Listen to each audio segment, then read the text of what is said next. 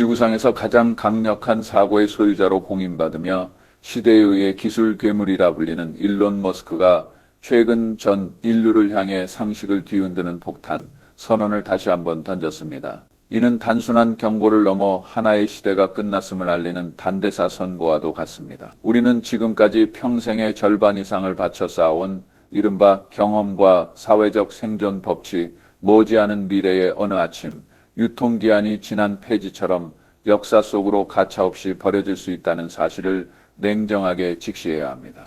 이것은 결코 확률적인 운이나 허무맹랑한 과학소설 속 이야기가 아닙니다. 디지털 물결 앞에서 걸음이 더디고 노후 생활에 대한 전반적인 대비가 부족한 중장년층에게 이 말은 뼛속까지 시린 미래의 재난 예고장처럼 다가옵니다. 만약 지금 귀를 막고 이 말 뒤에 숨겨진 논리를 외면한다면 머지않은 미래에 당신은 기술이 일으킨 거대한 파도에 완전히 휩쓸려 버릴지도 모릅니다. 당신은 빠르게 변하는 사회에서 자리를 잃는 것은 물론 자신의 집 거실에서조차 낯설음과 미망을 느끼며 디지털 유랑민으로 전락하게 될 것입니다. 이러한 시점에서 이른바 무지는 단순히 지식의 부족을 넘어 당신의 평생 자산을 갉아먹고 노년의 존엄을 무너뜨리는 무거운 죄악이 됩니다. 이제 숨을 죽이고 머스크가 건네는 미래 생존을 위한 열쇠를 꽉 잡으시기 바랍니다. 오늘 우리가 깊이 있게 파헤칠 이야기는 머스크가 예견한 향후 3년, 특히 한국과 전 세계 사회에 닥칠 파괴적인 예언과 인류 사회가 맞이할 10가지 천지개벽할 변화에 관한 것입니다. 이 내용을 제작한 핵심 목적은 차가운 기술 용어를 나열하기 위함이 아니라 그 속에 우리의 생존이 걸린 궁극적인 전략이 숨겨져 있기 때문입니다. 내년부터 우리가 부모 세대로서 해온 노동의 방식, 생존의 토대인 연금제도, 심지어 다음 세대의 계층 이동 경로까지 모든 것이 뒤바뀔 것입니다. 내용의 끝부분에는 인구 붕괴 위기를 구제하기 위한 머스크만의 독특한 처방전도 담았으니 단 하나의 세부 사항도 놓치지 말고 집중해 주십시오. 당신의 미래 자산과 존엄을 지킬 수 있는 황금 같은 기회의 창이 지금 열리고 있습니다. 머스크는 최근 인터뷰에서 첫 마디부터 듣는 이에 소름을 돋게 했습니다. 그는 인공지능의 진화 속도가 인간이 통제할 수 있는 범위를 완전히 벗어났다고 선언했습니다. 여러분의 머릿속에 이런 장면을 그려보십시오. 우리는 지금 수직에 가까운 가파른 내리막길에서 자전거를 타고 미친 듯이 질주하고 있습니다. 처음에는 페달을 밟지 않아도 나아가는 추진력이 기분 좋게 느껴졌을 것이고 가볍게 브레이크만 잡으면 모든 것을 조절할 수 있다고 믿었을 것입니다. 하지만 지금의 현실은 가속도가 마찰력의 한계를 넘어섰습니다. 온 힘을 다해 브레이크를 잡아보아도 타이어가 타는 냄새만 날 뿐 자전거는 속도를 줄일 기미를 보이지 않습니다. 머스크는 현재의 인공지능 기술이 이처럼 극도로 통제불능인 하강 상태에 있다고 단언합니다. 몇 년 전만 해도 이 기술 거물은 전 세계 의사 결정자들을 찾아다니며 인공지능 개발 속도를 늦춰야 한다고 호소했고 인류가 반격당하기 전에 멈춰서서 결함을 점검해야 한다고 주장했습니다. 그러나 이제 그는 그러한 호소가 실제적인 의미를 잃었다고 허망하게 고백합니다. 왜 상황이 이토록 멈출 수 없는 지경에 이르렀을까요? 기술적 현상의 배후에는 우리가 상상하기 힘든 유례 없는 규모의 자본 전쟁이 숨어 있습니다. 우리 주변의 삶을 살펴보십시오. 만약 옆집 가게 주인이 최첨단 자동화 설비를 도입해 근처 손님을 싹쓸이한다면 당신은 고집스럽게 수작업을 고수하며 가만히 앉아 있겠습니까? 이는 비즈니스 논리상 불가능한 일입니다. 현재 구글, 마이크로소프트, 메타와 같은 거대 기업들이 매년 인공지능 분야에 투입하는 연구 자금은 수백조 단위에 달합니다. 이것은 이미 잔혹한 격투장이 되었습니다. 한 기업이 잠시라도 멈추면 그 시장 점유율은 순식간에 경쟁자에게 집어삼켜집니다.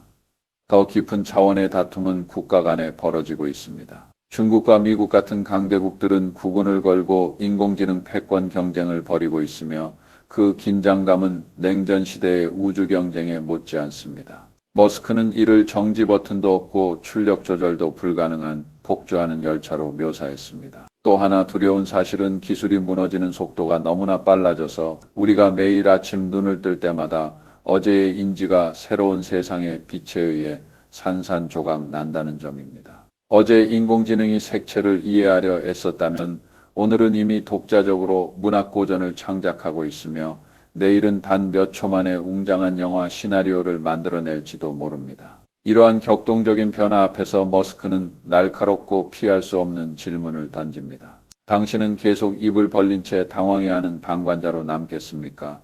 아니면 어떻게든 이 흐름의 꼬리라도 붙잡아 차원이 다른 생존을 실현하겠습니까? 솔직히 우리 세대는 전례 없는 압박감을 느낄 수 있습니다. 스마트폰의 복잡한 기능도 다 익히지 못했는데 실체도 모호한 인공지능을 상대해야 하니 막막한 것이 당연합니다. 그러나 머스크는 냉혹하게 상기시킵니다.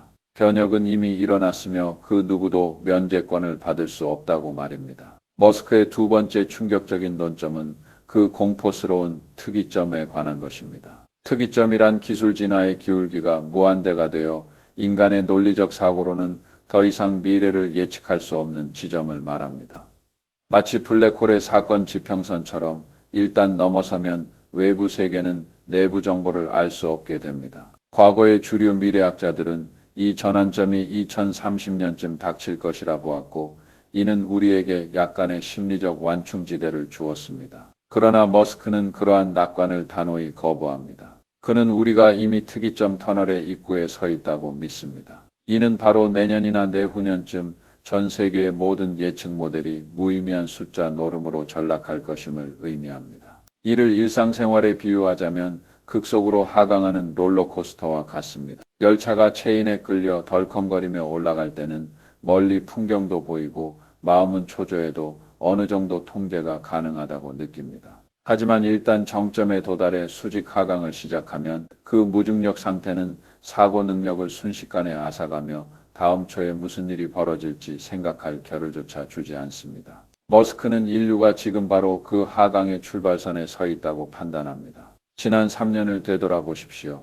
2022년 말 챗GPT가 처음 세상에 나왔을 때 대부분의 경영자와 투자자들은 그것을 흥미로운 전자 애완동물 정도로 여겼을 것입니다. 그러나 불과 20개월 남짓한 시간 만에 인공지능은 전 세계의 지식 지도를 완전히 뒤집어 놓았습니다. 현재 2026년에 이르러 인공지능은 미국 상위 1%의 성적으로 변호사 시험을 통과하며 수십 년간 고군분투한 법률 엘리트들을 따돌렸습니다. 의사 자격 문턱을 만점에 가까운 수준으로 넘어서고 정밀한 비즈니스 프로그램을 짜며 실제와 구분이 안 되는 대본을 써내려갑니다. 이러한 폭발은 선형적인 것이 아니라 머스크가 말하는 지수적 경이로움입니다. 이는 2026년이라는 정점의 시기에 우리가 매일 마주하는 상식들이 낡은 유물로 변하고 있음을 뜻합니다. 우리가 굳게 믿어온 직업의 해자가 무너지고 있습니다. 과거에 우리는 자녀가 법대나 의대에 합격하면 평생의 밥줄을 쥐었다고 기뻐했습니다. 그러나 이제 수술대 위에서의 정밀함이나 판례 검색의 완벽함에서 인공지능이 보여주는 능력은 이러한 전문직의 가치를 빠르게 떨어뜨리고 있습니다. 그렇다면 인간은 도대체 무엇에 의지해 생존해야 할까요? 머스크는 더 깊은 예언을 던집니다. 범용 인공지능, 즉 AGI가 올해 정식으로 달성될 것입니다. 이는 이정표적인 도약입니다. 여러분이 한 직원을 고용했다고 가정해 보십시오. 그는 요리는 물론 고객 서비스까지 완벽하며 틈틈이 복잡한 회로를 수리하고 다음 분기 재무 추세를 분석해주며 손님과 철학적인 대화까지 나눕니다. 사장에게 이는 완벽한 자산이지만 우리 아이들에게는 전례 없는 도전입니다. 이러한 만능 천재를 순식간에 수억 명씩 복제할 수 있게 된다면 이른바 기술 하나 배워 평생 먹고 산다는 말은 역사 속 농담이 될 것입니다. 머스크는 노동의 가치가 뿌리부터 흔들리고 있다고 경고합니다. 우리 세대의 신념은 땀 흘려야 결실을 얻는다는 것이었지만 범용 인공지능은 지치지 않으며 한계 비용은 거의 0에 가깝습니다. 만약 이러한 만능형 지능이 인간 전문가보다 더 정확하고 저렴한 상담 서비스를 제공한다면 누가 비싼 중개료를 지불하겠습니까? 이는 단순히 실업의 문제가 아니라 인류 사회의 가치평가 체계가 총체적으로 청산되는 과정입니다. 물론 머스크가 불안만을 퍼뜨리는 것은 아닙니다. 그는 반복 가능하고 계산 가능한 모든 업무가 인공지능에 장악된 후 인간 본연의 가치인 영혼의 위로, 감정적 공명, 그리고 도덕적 판단의 영역만이 마지막 보루가 될 것이라고 지적합니다. 그러나 부의 축적 관점에서는 지극히 냉정해져야 합니다. 미래의 기준은 머릿속에 얼마나 많은 지식이 들어있느냐가 아니라 인공지능을 얼마나 잘 부리고 이러한 초인적인 지능을 얼마나 잘 다스리느냐에 달려 있습니다. 머스크가 내놓은 분명 황당해 보이면서도 희망적인 결론은 2030년 이전에 단일 인공지능의 지능 수준이 전 인류 지능의 총합을 넘어설 것이라는 점입니다.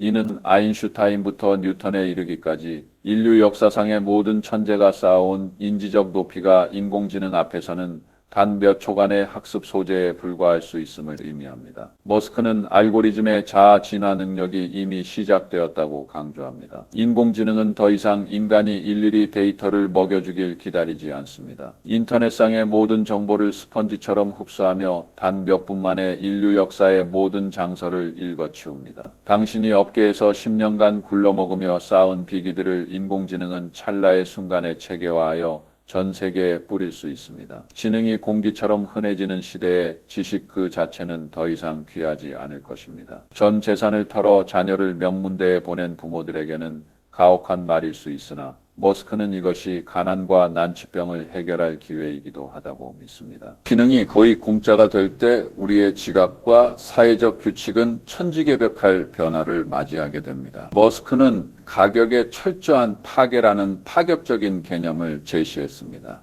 우리가 물건을 살 때 지불하는 가격의 상당 부분은 인건비에서 나옵니다. 빵 하나를 살 때 밀가루 값과 전기료 비중은 낮고 대부분 제빵사와 점원의 노동력을 지불하는 비용입니다. 그러나 로봇이 수학부터 굽기까지 모든 과정을 맡게 되면 물건값은 오직 원자재와 에너지 비용에 의해서만 결정될 것입니다. 이를 경제학에서는 파라페와트라고 부릅니다. 돈의 힘이 약해지는 것입니다. 평생 저축하며 살아온 중장년층에게 이는 거대한 심리적 충격입니다. 우리는 돈을 모으며 안전함을 느껴왔지만 미래의 돈의 구매력이 논리적으로 단절된다면 어떻게 될까요? 예를 들어 의료와 법률 서비스가 수돗물처럼 저렴해진다면 우리가 쌓아온 수억 원이나 수백만 원의 자산 가치는 어떻게 재정해 되어야 할까요?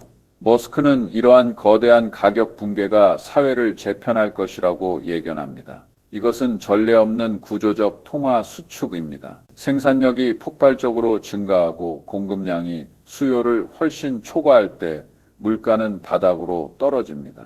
머스크는 미래의 정부가 돈을 찍어내는 속도가 기술이 가치를 창출하는 속도를 따라가지 못할 것이며 이는 인플레이션이 특정 분야에서 완전히 사라질 수 있음을 의미한다고 호언장담합니다. 비록 해방처럼 들리겠지만 우리가 의지해온 부동산이나 주식 같은 자산의 가치 평가 모델을 완전히 새로 짜야 한다는 뜻이기도 합니다. 일하지 않아도 풍요로운 이 시대적 모델 속에서 머스크는 기본 소득보다 한 단계 더 나아간 보편적 고소득 사회라는 개념을 제안했습니다. 이는 계좌의 숫자가 커지는 것이 아니라 소비 비용이 무시해도 될 만큼 낮아지는 것을 뜻합니다. 지금 명의를 만나려면 수백만 원이 들지 모르지만 미래의 인공지능 명의는 수만 명을 동시에 진료하면서도 효과는 더 좋고 비용은 단돈 몇 원에 불과할 수 있습니다. 이는 실질 구매력이 100배 상승하는 것과 같습니다.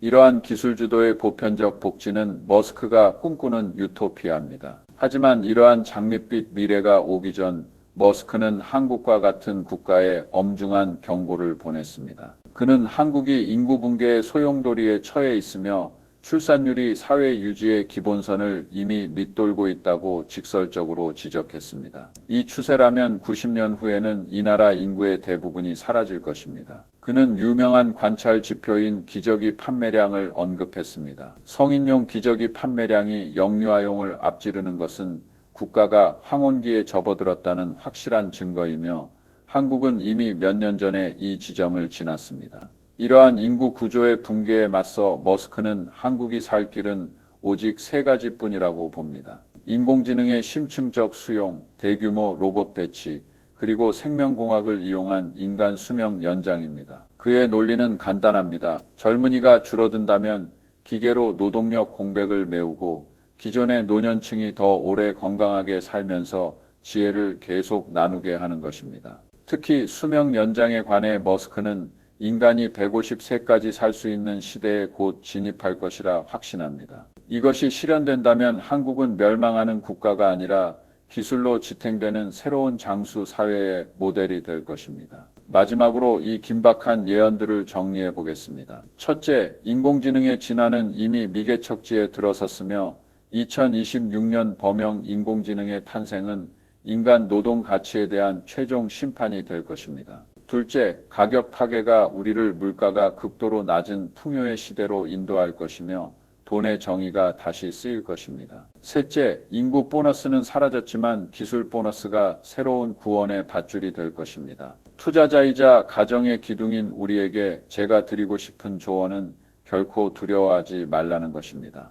우리는 이러한 기술들을 오래된 친구를 맞이하듯 직접 사용해 보아야 합니다. 새로운 것에 대한 감각을 멈추지 마십시오. 미래의 격변 속에서 유일하게 변하지 않는 해자는 당신의 통찰력과 건강에 대한 지속적인 투자뿐입니다. 무한한 변화의 시대에 세상이 요동칠수록 우리의 중심은 단단해야 합니다. 이것은 자녀에게 짐이 되지 않기 위함일 뿐만 아니라 인류 역사상 가장 풍요로운 황혼 속에서 기술이 주는 축복을 우아하게 누리기 위함입니다. 만약 이 공유를 통해 미래에 대한 통찰을 조금이라도 얻으셨다면 당신이 가장 아끼는 친구와 가족들에게 이 내용을 꼭 전달해 주십시오. 안개 속에서 서로의 손을 잡고 동행하며 공포를 새로운 시대를 맞이하는 희망으로 바꿔 나갑시다.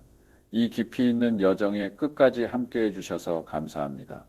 다음 깊이 있는 분석에서 다시 뵙겠습니다.